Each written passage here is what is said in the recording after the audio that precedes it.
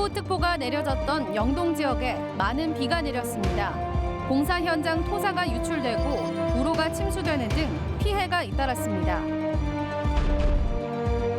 지역 여름 축제들이 코로나19 영향으로 줄줄이 취소되고 있습니다. 가뜩이나 좋지 않은 지역 상경기에 또다시 큰 타격이 예상됩니다. 춘천 스쿨존에 시속 30km 단속 카메라가 등장했습니다. 하지만 표지판은 50km로 돼 있어 운전자들에게 큰 혼란을 주고 있습니다. 경기 침체 속에 소비 부문은 긴급 재난지원금 지급 효과로 2달 연속 상승세를 보였습니다. 시청자 여러분 안녕하십니까? 영서 지역에는 큰 비가 내리지 않았지만 영동 지역에는 호우특보 속에 오전 한때 시간당 50mm, 이틀 새 200mm가 넘는 물폭탄이 쏟아졌습니다. 많은 비로 공사 현장 토사가 유출되고 농경지와 도로가 침수되는 등 크고 작은 피해가 잇따랐습니다. 배연환 기자가 보도합니다.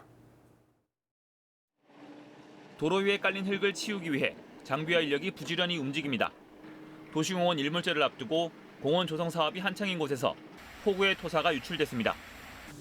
아파트 공사 현장에서 토사가 유출되며 주변 도로가 온통 흙탕물 천지로 변했습니다. 폭우가 워낙 강하게 왔으니까요. 그래서 좀 일부 토사가 좀 유실된 겁니다. 잠겨있던 물이 한꺼번에 좀 쏟아지면서 같이 이제 토사가 유실된 거죠. 강릉 포남동 일대 주택가는 물에 잠겼습니다. 건물 안까지 들이닥친 물을 퍼내느라 주민들은 허리 한번 펴기도 힘듭니다. 지난해 가을 태풍 미탁 때도 침수 피해를 입었는데 큰 비가 올 때마다 불편을 겪고 있습니다. 특히나 이 집은 말할 것도 없어. 비만 왔다고 그러더라도 아주. 여기 가게 나부터 이런데 다 사람이 사겠어? 이거 이게 뭐야 이거? 이 사람이 할 짓이요 이게? 여기서 버르복작 하는 사람 가슴이 무너지는 거지 뭐 가슴이 무너져. 저지대 도로에는 군데군데 커다란 무릉덩이가 생겼습니다. 차량 아랫부분이 물에 잠긴 채 운행하거나 아예 진입을 포기합니다. 호수처럼 변한 논에는 한창 자라는 벼들이 물에 잠겨 윗부분만 남았습니다. 바다에 있는 풍랑경보 속에 높은 파도가 일었고 강한 바람이 몰아치기도 했습니다. 한편 항공기 운항에도 차질이 생겨 양양에서 광주와 부산을 오가는 비행편이 결항됐습니다. 설악산과 오대산 국립공원은 하루 종일 입산이 통제됐습니다. MBC 뉴스 배현환입니다. 코로나19 지역 감염이 전국적으로 심상치 않은 조짐을 보이자 강원도의 대표 여름 축제들이 줄줄이 취소되고 있습니다. 코로나19가 잠잠해지길 기다렸는데 여름철 특수를 기대했던 지역 상경기가 또다시 큰 타격을 입지 않을까 우려가 커지고 있습니다. 백승호 기자가 보도합니다. 철원 화강에서 해마다 열리던 다슬기 축제. 하지만 올해는 축제 행사가 아예 취소됐습니다. 지난해 다슬기 축제장을 찾았던 관광객 10명 중 7명은 외지 관광객이었습니다. 축제위원회는 다른 지역 관광객을 통해 코로나19가 확산될 위험이 크다며 아예 축제를 열지 않기로 결정했습니다. 특히 발열 검사를 해도 여름철 더위로 제대로 된 측정이 어려울 것으로 판단했습니다. 경기 활성화도 중요하지만 시장에서 한 명이라도 발생이 됐을 때의 그 파고 효과들을 감당할 수가 없다 지자체에서. 홍천에서도 여름 축제인 별빛 음악 맥주 축제가 취소됐고 옥수수 축제는 판매 행사만 열릴 예정입니다. 축제를 못하지만 저희가 판매 행사에 하는 거에 대해서 더 홍보 쪽에 많이 치능을 주려는 거죠. 그래도 원주 치악산 복숭아 축제와 횡성 둔내 토마토 축제, 평창 더위사냥 축제 등도 코로나19 때문에 열리지 않습니다. 화천 토마토와 쪽배 축제는 축제 개최 여부를 깊이 고민하고 있습니다. 지금까지 취소되거나 무산된 행사가 적지 않습니다. 하지만 강원도 여름 축제는 관광객 규모로 볼 때 지역 상경기에 미치는 영향이 훨씬 클 것으로 보입니다. 지난해 강원도에서 열렸던 축제는 모두 97개. 이 중 7월과 8월에 열린 여름 축제가 25개에 이릅니다. 관광 1번지인 강원도에서 코로나19로 여름 축제가 줄줄이 취소되면서 지역 상인들이 받는 타격이 적지 않을 것으로 보입니다. MBC 뉴스 백소입니다. 민식이법 시행 이후 어린이 보호구역 곳곳에 과속 단속 카메라가 설치되고 있는데요. 춘천에도 시속 30km 단속 카메라가 처음 등장했습니다. 해당 구간은 제한 속도를 시속 50에서 30km로 줄인 건데 정작 기존 표지판은 그대로 있어 운전자들에게 큰 혼란을 주고 있습니다. 김상훈 기자가 현장을 취재했습니다. 강원도 내에는 아직 10개뿐인 스쿨존 과속단속 카메라. 춘천에는 소양 1교와 2교 사이 왕복 4차선 도로에 딱 하나가 있습니다. 기존에는 시속 50km였지만 최근 시속 30km로 제한 속도가 바뀌었습니다. 춘천 시내 첫 시속 30km 단속 카메라입니다. 과속 카메라 진입 전에는 운전자에게 표지판으로 단속 중임을 알려야 합니다. 그런데 단속 지점에서 1km 떨어진 1차 표지판은 물론 불과 200m 떨어진 표지판도 여전히 시속 50km로 표시돼 있습니다. 이렇다 보니 시속 50km로 달리던 차량들이 카메라 앞에서 갑자기 속도를 줄이는 모습이 많이 목격됩니다. 잘못된 표지판 때문에 사고 위험이 오히려 더 커진 겁니다. 30km로 다운이 된 거예요. 그러니까 굉장히 그냥 갑자기 급브레이크 밟고 위험했었죠. 바닥에 표시된 숫자도 제대로 지워지지 않아 혼란을 주고 있습니다. 반대편도 마찬가지 상황입니다. 여기 보시면 시속 50km를 알리는 표지판이 설치돼 있고요. 뒤에 보시면 10m 뒤에 시속 30km를 알리는 표시가 써 있습니다. 차량 입장에서는 1초 차이로 규정 속도가 바뀌는 겁니다. 서로 다른 표지판이 함께 있어 운전자들도 숫자가 헷갈립니다. 잘 안 보이더라고요. 판별이 잘 안 돼가지고 가까이 가지 않은 이상 좀 헷갈려. 5랑 3자가. 경찰과 춘천시는 아직 시속 30km 단속 카메라를 운영하지 않고 있고 정비하는 과정이라고 설명했습니다. 당장 춘천에는 7월 중 스쿨존 11곳에, 강원도 전체로는 올해 안에 스쿨존 103곳에 단속 카메라가 설치될 예정인데 시작부터 엉망인 표지판에 운전자들의 원성을 사고 있습니다. MBC 뉴스 김상훈입니다. 70대 노인과 현직 의사가 신입생으로 대학에 입학했습니다. 만학도 여사가 아닙니다.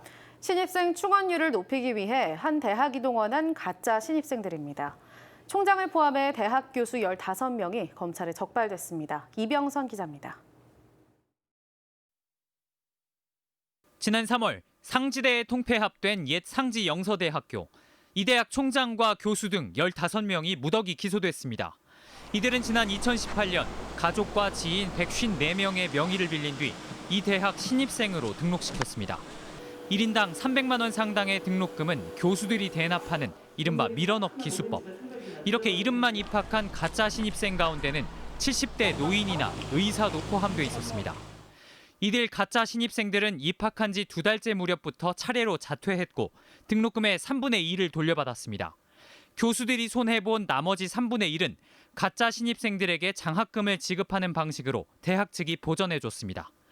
교수들이 직접 등록금을 대납하면서까지 가짜 신입생을 입학시킨 이유는 대학 평가 때문이었습니다. 이 대학은 지난 2015년 대학 구조 개혁 평가에서 D- 등급을 받아 정원을 감축해야 하는 위기에 빠졌는데 이후로 재정 지원 등을 받기 위해 좋은 평가 등급이 필요했을 것이라는 게 수사 관계자의 설명입니다. 이와 관련해 올해 통합된 상지대 관계자는 옛 상지 영서대의 일이기 때문에 그쪽 관계자에게 물어보라며 연관성을 일축했고 당시 총장 등 관계자는 연락을 받지 않았습니다.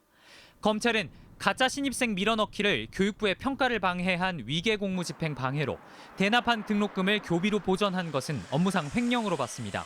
이에 따라 당시 총장과 학과장 등 4명을 정식 재판에 회부했고 나머지 교수 11명은 약식 기소했습니다. MBC 뉴스 이병선입니다.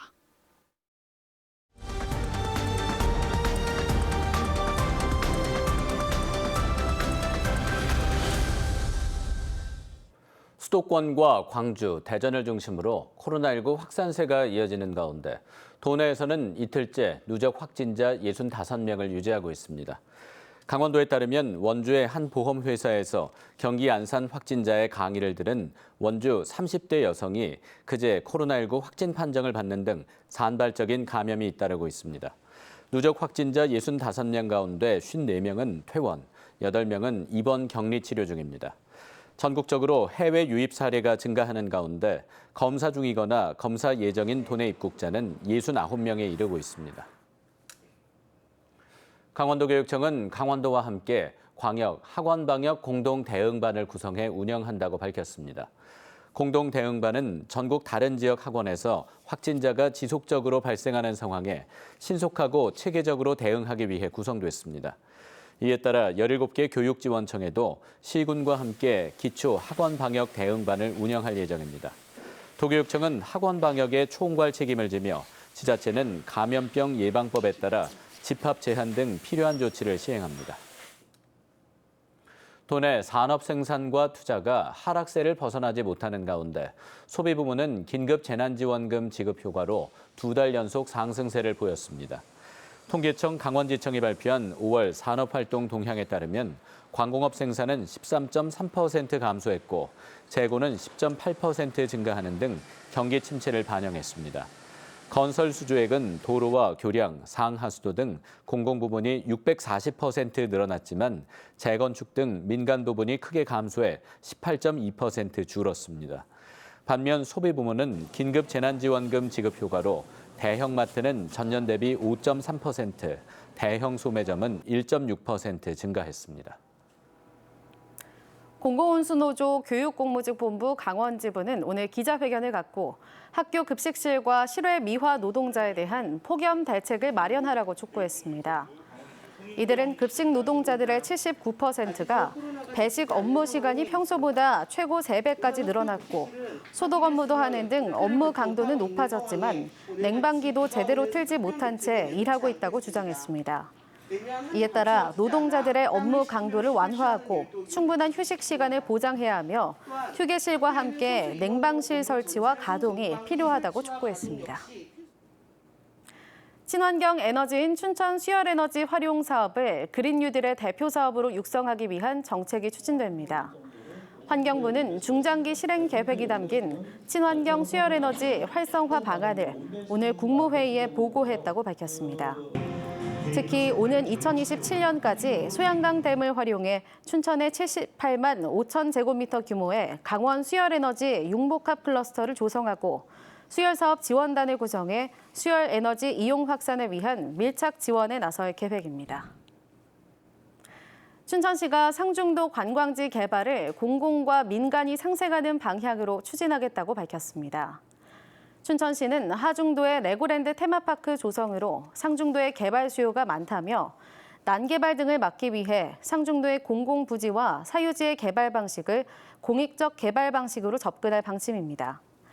특히 상중도 지리에 밝은 지역 주민들을 협의체 위원으로 구성해 관광지 조성 용역에 참여시킬 계획입니다. 춘천시는 상중도 관광지를 자연친화형 관광지로 조성하겠다고 밝혔습니다. 코로나19로 최근 야외 활동객이 많아지면서 경찰이 송암 스포츠타운 내에 SOS 비상벨함을 설치해 범죄를 예방하기로 했습니다. 춘천경찰서는 송암 스포츠타운 주변에 지구대가 없어 야간 치안 수요에 대처하기 어려운 점이 있다며 긴급전화 112로 연결이 가능한 비상벨을 설치했다고 밝혔습니다. 이상으로 뉴스데스크 강원을 마칩니다. 시청해주신 여러분 고맙습니다.